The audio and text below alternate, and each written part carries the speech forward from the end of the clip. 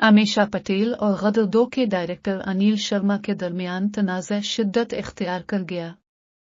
आमिशा ने social media पर video सबूत पेश करते हुए अनिल शर्मा के इस दावे को झूठा करार दिया है कि फिल्म के क्लाइमेक्स में कोई तब्दीली नहीं की गई थी। अदाकारा ने सोशल मीडिया प्लेटफॉर्म एक्स पर कई वीडियोज शेयर की, जिनमें अनिल शर्मा उन्हें फिल्म के क्लाइमेक्स की तफसीलात बताते नजर आ रहे हैं। वीडियो में वाज़ेह तौर पर दिखाया गया कि फिल्म के असल स्क्रिप्ट के मुताबिक आमिशा का किरदार सकीना ही फिल्म के विलन को इस वक्त मारती है जब वो गैर कानूनी तौर पर भारत में दाखिल होता है।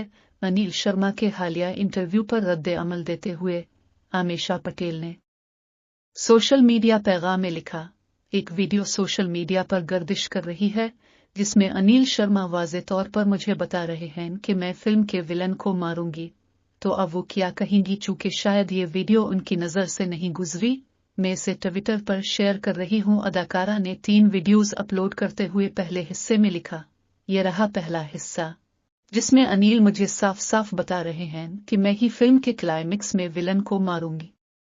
अब मैं दूसरा और तीसरा हिस्सा भी शेयर कर रही हूं।